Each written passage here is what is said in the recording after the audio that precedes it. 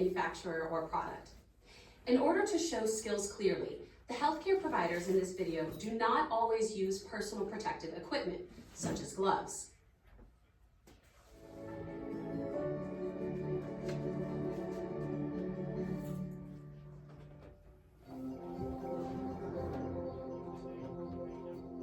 The American Heart Association systematic approach includes 3 components once you have established scene safety and your initial impression of the patient: the BLS assessment, the primary assessment, and the secondary assessment. These sequences combine assessment and treatment components for effective resuscitation.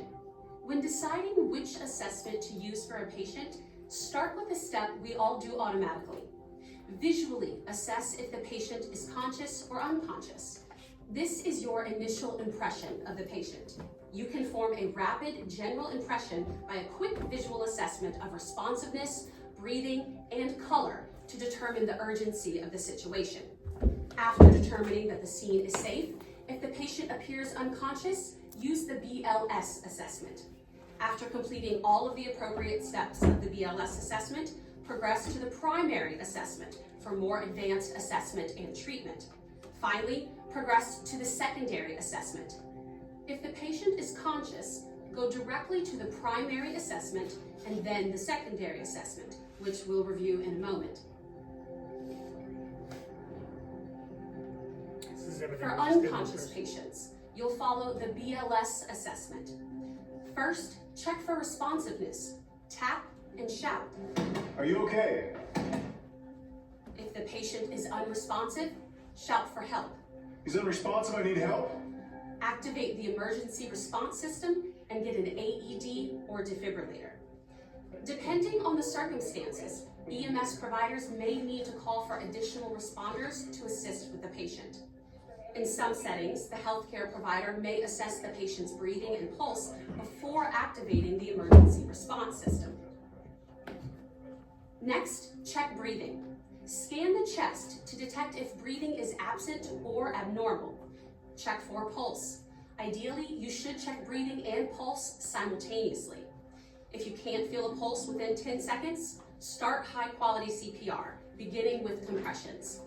If you determine the patient is not breathing normally, but definitely has a pulse, bypass chest compressions and support the patient by ventilating once every 6 seconds.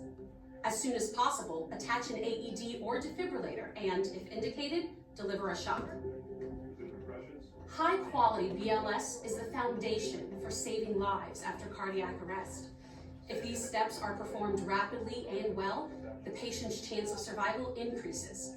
In fact, the effectiveness of advanced life support measures depends on high-quality BLS.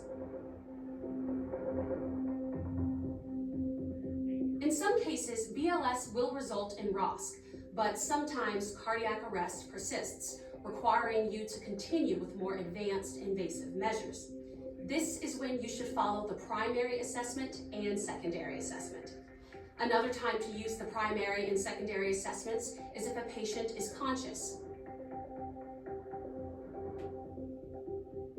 You can easily remember the steps of the primary assessment by thinking A, B, C, D, E. Keep in mind that although these steps are listed in progressive order, the resuscitation team often performs them simultaneously. A stands for airway. For unconscious patients, healthcare providers should maintain a patent airway and consider inserting an advanced airway device. Regardless of the device chosen, the resuscitation team must ensure proper placement and use waveform capnography to monitor effectiveness. Conscious patients can often maintain the integrity of their own airway, and healthcare providers need only ensure patency by providing suctioning if needed. B represents breathing. If the patient is not in cardiac arrest, healthcare providers should assist ventilation as needed once every 6 seconds. If the patient does not require assisted ventilation, healthcare providers can support the patient by administering oxygen as needed. C involves supporting the patient's circulation. Attach ECG leads, obtain intravenous or IV access, or intraosseous or IO access. Give appropriate drugs to manage abnormal rhythms, and assess for perfusion issues. You are collecting a wide range of information, including blood pressure, heart rate, and cardiac rhythm. Additional data, such as temperature and glucose levels, may further refine the initial interventions needed. The A, B, and C steps provide a continuous stream of information about the progression of the patient's condition. D stands for disability. This involves checking for neurological function, quickly assess for responsiveness, levels of consciousness, and pupil dilation. A quick tool that can be used to evaluate neurological status is AVPU, alert, voice, painful, and unresponsive. Finally, E involves exposing the patient. Remove clothing to perform a physical examination, looking for obvious signs of trauma, bleeding, burns, unusual markings, or medical alert bracelets. The secondary assessment involves the differential diagnosis. This involves obtaining a focused medical history and searching for and treating reversible causes. You may naturally jump to some possible diagnoses as soon as you evaluate the patient.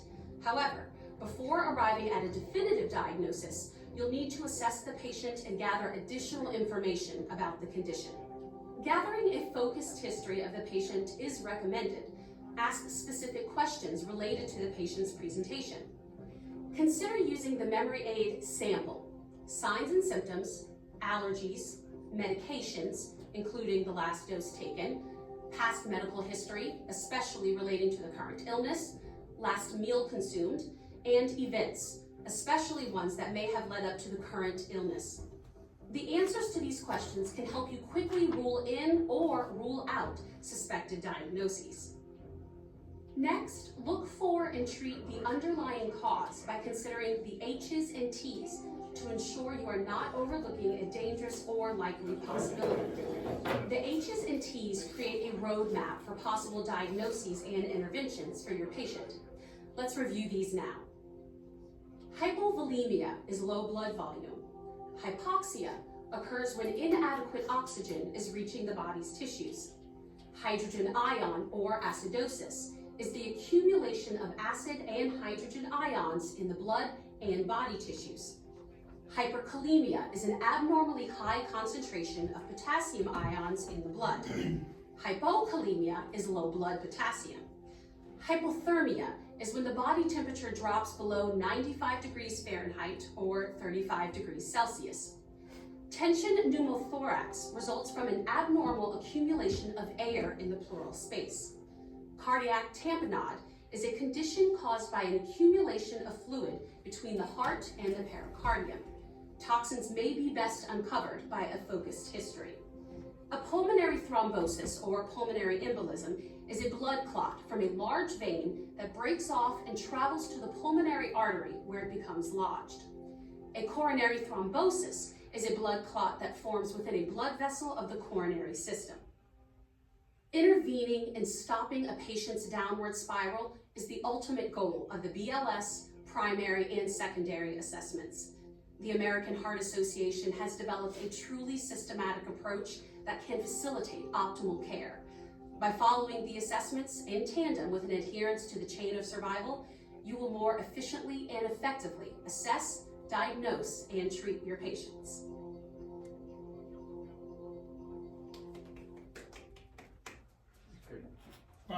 One thing that the video doesn't really kind of vague about is it says that the patient isn't breathing adequately. So basically what it's talking about, there's a question on the test, is agonal gasps or agonal breathing. That's whenever a patient is unresponsive and they're like guppy breathing. It's called agonal breaths, agonal gasps. That's not a sign of breathing. It's more of a reflex of your diaphragm. So you're still going to do CPR. So even though looks like they're trying to breathe, they're really not. So on there it was A, B, C, D, and then E, and then I added F. So A, you got to maintain a patent airway, make sure that the air is easy to come in and out. Breathing, make sure that their rate and depth is good. Circulation, you're going to make sure that their capillary refill is good. Their fingertips aren't blue, their lips aren't blue. They don't have any signs of poor perfusion. Disability, so that's whenever you do the AVPU, like they were talking about. So that's how they're how alert they are. So are they alert? Are they alert if you talk to them and they wake up? Or are they alert if you rub their chest and cause pain? Or are they unresponsive? Exposure is the next one. That's doing your assessment, looking them over if they have scars, if they have burns, if they have a pacemaker that possibly went off or didn't go off, if there's any medical jewelry that they're wearing, if they're a diabetic or anything like that. And then forming a differential diagnosis. After all of this is said and done, you're going to get your labs and you're going to reassess any intervention that you did for A, B, C, D, or E. Next, you're going to move on to your sample assessment. That's on page 22. S, signs and symptoms, self-explanatory. Allergies, self-explanatory. You're going to try to find out if there's anybody around if they have, or they could have a bracelet. If they're allergic to anything, they could be wearing a bracelet. 9 times out of 10, they're not. So you may not get that. Meds, what meds they're taking, what meds they haven't taken. Past medical history, self-explanatory. What do they have a history of? Events, what were they doing in order for this to start? Were they playing basketball? Were they swimming? Were they doing, what were they doing right before? Last meal and last medication, self-explanatory again. If they're, that's especially important if they're diabetic. Have they not had a meal in a while, and did they go into a diabetic coma, or did their blood sugar get so low that they passed out? Or do they need a meal? Events, what were they doing? H's and T's, so those are your possible causes that they're not going to be able to tell you. So hypovolemia can be from a loss of fluid or blood.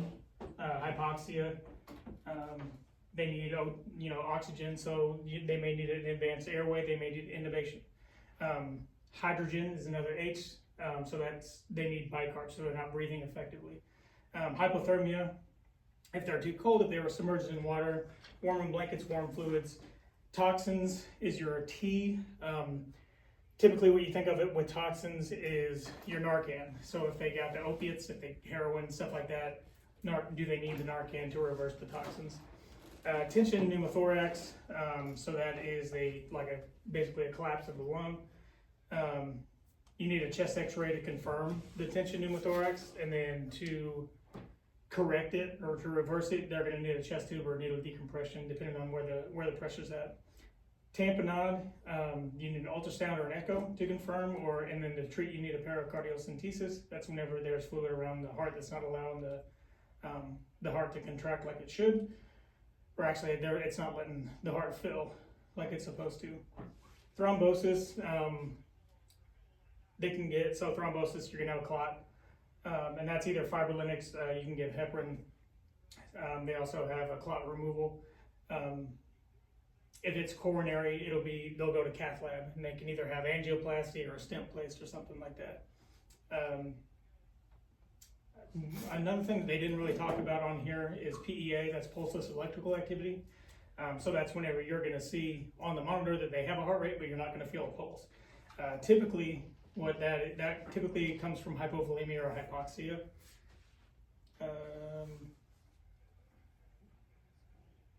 Okay, so of the H's and T's that we talked about, say there was an MVC, so a car wreck. It's February, it's in the middle of the night, so it's freezing cold outside. What possible H's and T's would you think of?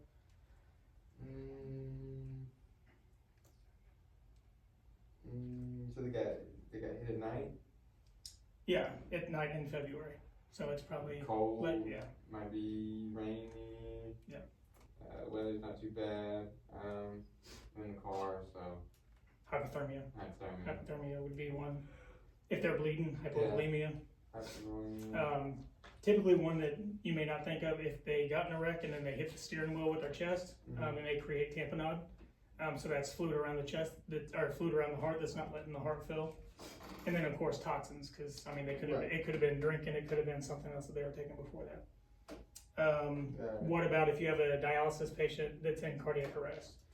You're going to think hyper or hypokalemia, acidosis because it throws off their pH balance, hypovolemia because if they just had Dialysis, normally at the end of dialysis, you take off a bunch of fluid, so they may have taken too much. Same thing with hypoglycemia. Whenever you're filtering out their kidneys on the dialysis machine, you could take away too much glucose, and then they're hypoglycemic, and then that causes it. Right. Another scenario would be a guy that eats McDonald's every day, multiple times a day, because he lives right next door to it. You're going to think of a thrombus because of cholesterol. Next, we're going to do.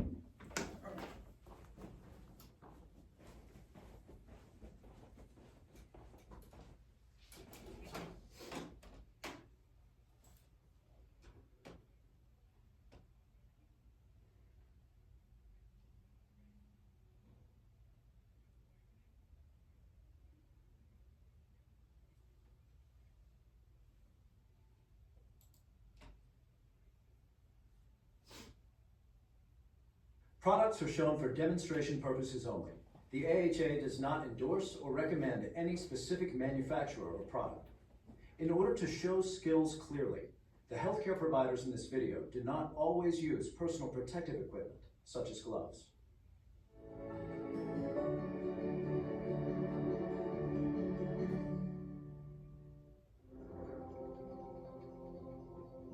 Often, nurses, physicians, or family members who are concerned that a patient is deteriorating can activate the rapid response system in the hospital. Also, paramedics, using critical thinking skills, can act on signs of clinical deterioration by treating the patient and rapidly transporting the patient to the emergency department. Some rapid response systems weigh, combine, and score specific physiologic criteria to determine when to act. The following list gives examples of such criteria for adult patients. Threatened airway, respiratory rate less than 6 or greater than 30 breaths per minute, heart rate less than 40 or greater than 140 per minute, systolic blood pressure less than 90 millimeters of mercury, symptomatic hypertension, unexpected decrease in level of consciousness, unexplained agitation, seizure, significant decrease in urine output, and subjective concern about the patient.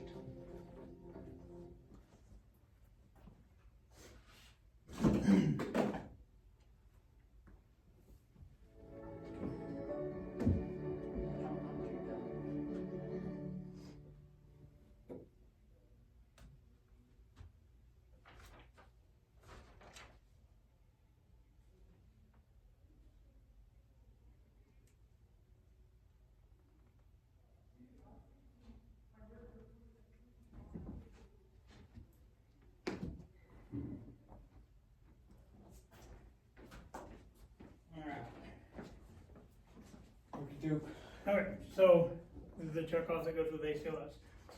So the difference with this is typically when you're doing ACLS, you're going to be in a hospital setting. So you're not going to need somebody to do rescue breaths. You're probably not going to have to do mouth to mouth. You're probably going to be intubated. The patient's going to be intubated. So once the patient is intubated, it's one breath every 5 to 6 seconds. So you're doing continuous compressions. Right. So it's 30, 30 to 30, 30, 30. So now all you're doing, I'll time you, it's 2 minutes straight compressions. Do it. All right, hold on 1 second. Wait a second. Ready? Ready.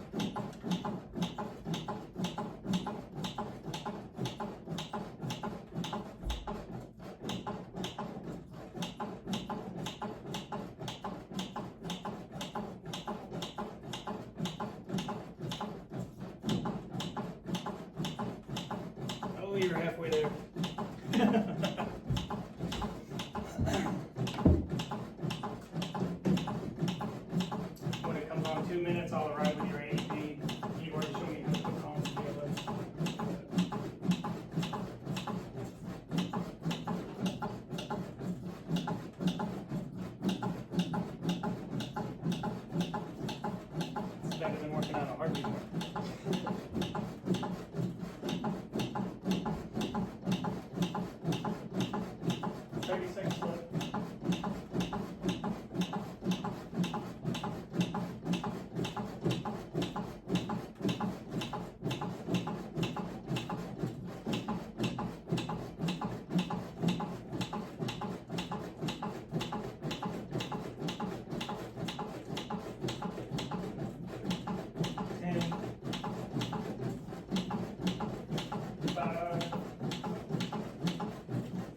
AED's here.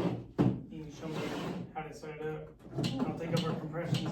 First thing you do is turn it on, even though the batteries are in.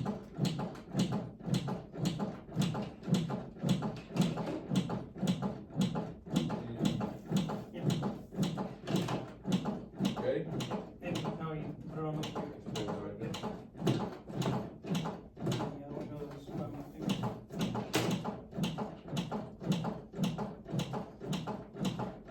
Okay, and then if it was working, it would say analyze, or analyzing rhythm, all clear. Don't touch the patient whenever it's analyzing. Whenever it says shocks advised charging, you can get back on here and do a couple more or not, depending on what you feel. And then it's gonna say whenever it's ready to shock, this will blink. I'm clear, you're clear, we're all clear. Make sure nobody's touching anything. Shock them immediately back on the chest.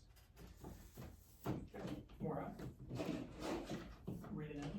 Oh no. Surprisingly not, but that did wear my arm though. My arm started to be tired. But it's just like a repetition thing.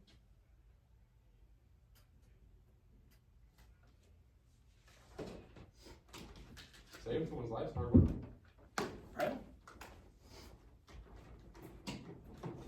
Alright. Page 33 in the book. This is the next one.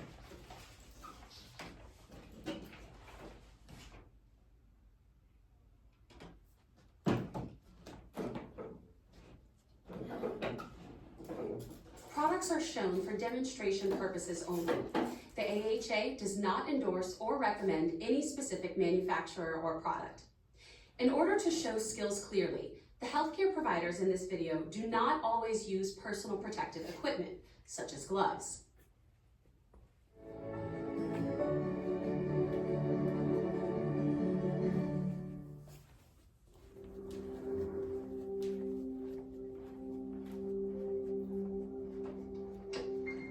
TCI, Hey, Jack, what's up? happy Monday. When you finish with this, I need you to clear up the end cap down there. I got a whole bunch of promotional items coming in. We gotta put them somewhere. Okay, sounds good. Oh, You all right, Jack?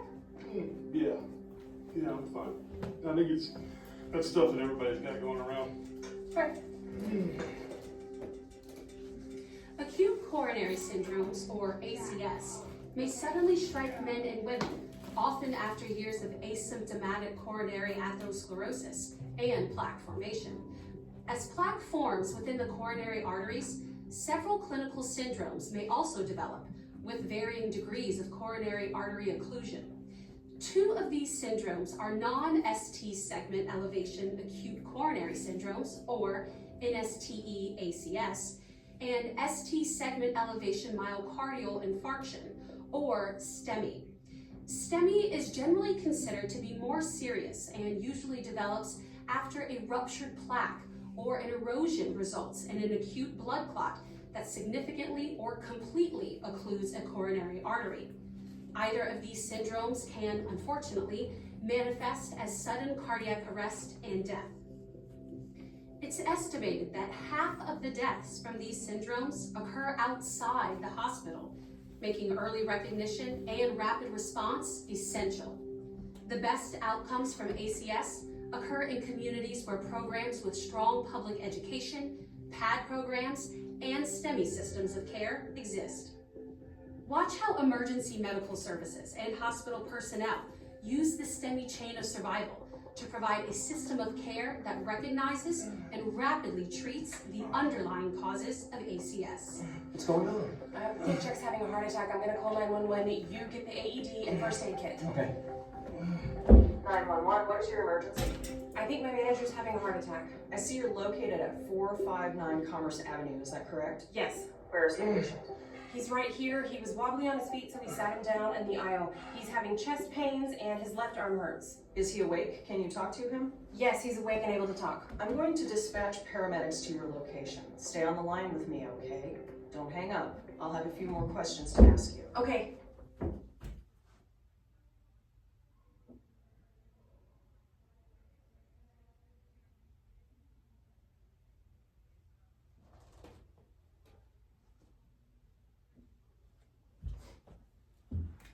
Now we're supposed to discuss, but we're not going to. Okay. We'll do the next video and then we'll talk after. All these videos kind of go together, so it's better to talk at the end. The first step in the ACS algorithm involves the patient, bystanders, and medical personnel recognizing the warning signs of cardiac ischemia. We all had basic first aid training and CPR training about 6 months ago.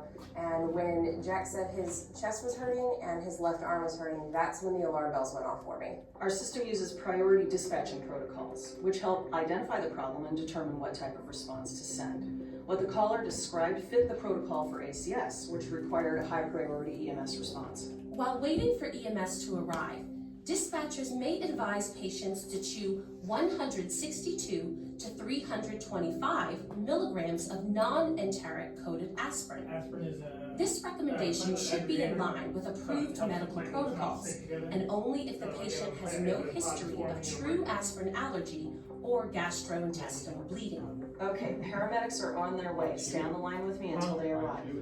Do you have a first aid kit with you? Yes, and I have our AED too. Great. Is the patient still conscious? Yes, he is. Okay, then we won't need to use the AED right now. Ask if he